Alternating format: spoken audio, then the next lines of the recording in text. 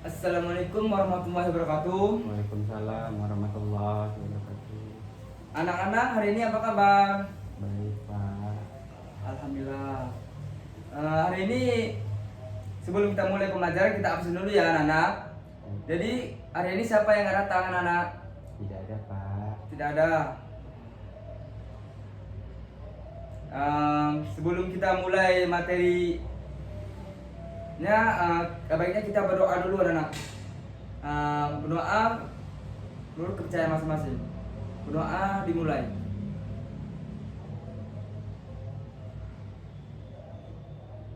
Selesai. Baik, kita masuk judulnya yaitu struktur dan fungsi jaringan pada tumbuhan. Anak-anak sudah pernah tahu belum atau udah pernah dengar dari struktur dan fungsi jaringan pada tumbuhan? Udah pernah dengar? Sebelum kalau anak-anak belum pernah dengar atau belum mengetahui, Bapak akan menjelaskan struktur dan fungsi jaringan pada tumbuhan. Jadi organ tubuh tersusun atas berbagai jenis jaringan. Jaringan adalah kumpulan sel yang memiliki struktur yang sama, kesatuan untuk memberikan fungsi tertentu. Sel-sel tumbuhan yang memiliki struktur sama akan terintegrasi menjadi suatu jaringan dan memberikan fungsi tertentu pada tumbuhan-tumbuhan. Berdasarkan aktivitas pembelahan sel penyusun, jaringan selama masa pertumbuhan dan perkembangan, jaringan tumbuhan dapat dikelompokkan menjadi jaringan meristem, jaringan embrional dan jaringan permanen dan jaringan dewasa. Jaringan meristem. Jaringan meristem itu anak-anak tahu nggak apa itu jaringan meristem? Tidak, Pak. Kalau anak-anak belum tahu tentang jaringan meristem, Bapak akan menjelaskan sedikit tentang jaringan meristem. Jaringan meristem itu atau disebut juga jaringan embrional maksudnya anak-anak. Jadi jaringan yang sel-sel yang bersifat aktif, yaitu membelah diri secara mitosis. Hal ini yang menyebabkan sel-sel tumbuhan semakin bertambah. Jadi dari segi mitosis yang bertambah, dari segi sel-sel tumbuhan semakin bertambah itu dari segi volume. Berdasarkan asal bentuknya, jaringan meristem ini dapat dikelompokkan menjadi dua, yaitu meristem primer dan meristem sekunder.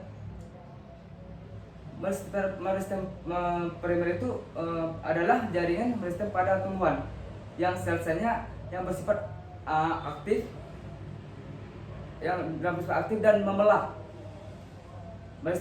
Meristem primer pada umumnya terdapat ujung batang dan ujung akar. Oleh karena itu, meristem primer menyebabkan pertumbuhan primer pada tumbuhan vertikal atau pemanjangan akar dan batang.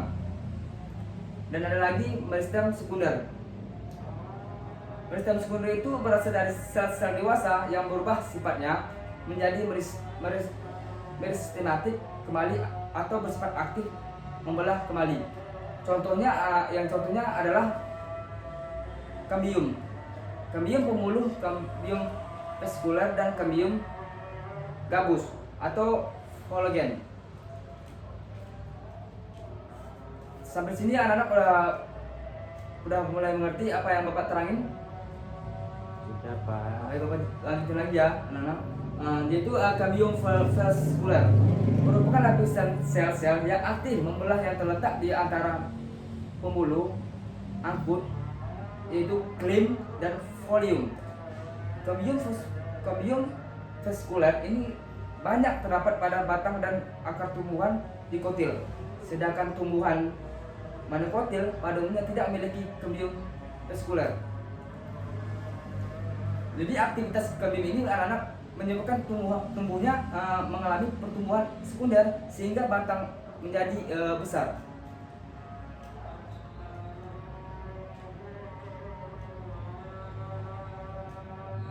Dan ada juga aktivitas pembelahan kambium. vesikuler ke arah yang dalam akan membentuk yaitu klim sekunder, sedangkan pembelahan ke arah luar akan membentuk folium sekunder. Jadi ada perbedaannya dari kilium sekunder dari sekunder dan folium sekunder. Jadi sel-sel AC pembelahan juga memiliki ukuran yang kecil dan rapat sehingga berbentuk daerah gelap dan daerah gelap pada batang. Tumbuhan dikotil ini memiliki meristem sekunder sehingga batang tumbuhnya dikotil dapat tumbuh menjadi besar.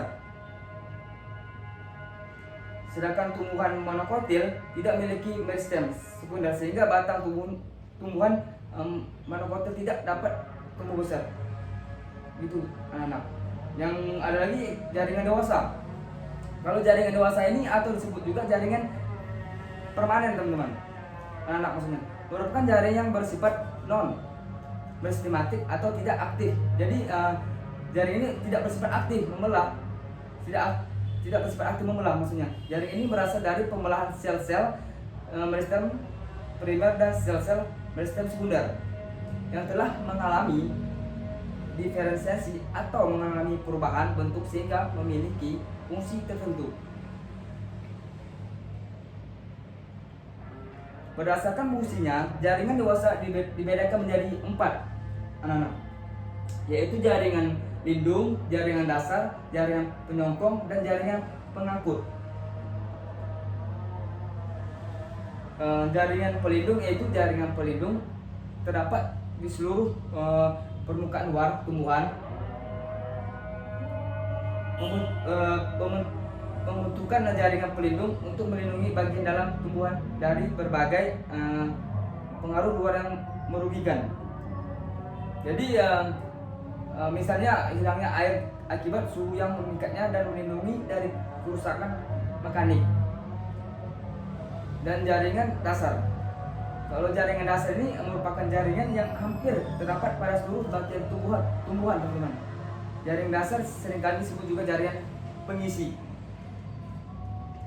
Jaringan ini berperan penting dalam semua proses fisiologi metabolisme pada tumbuhan.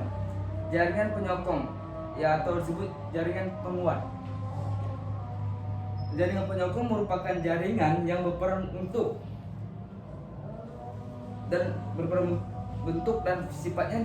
Jaringan ini menjadi 2 macam, yaitu jaringan klonik Clonkin dan jaringan Sekleryankin berfungsi untuk menyokong bagian tumbuhan yang masih muda. Dan ada juga jaringan pengangkut yaitu vesikuler. Jaringan vesikuler ini anak-anak yaitu mengangkut terdiri dari 2 jenis, yaitu klim dan folium. Folium itu berfungsi untuk mengangkut air dan zat-zat terlarut di dalam dari akar menuju daun. Jadi dari folium ini dari akar menuju ke daun masuk contohnya. Itu folium berfungsi untuk mengangkut makanan hasil fotosintesis dari daun ke seluruh tumbuh-tumbuhan.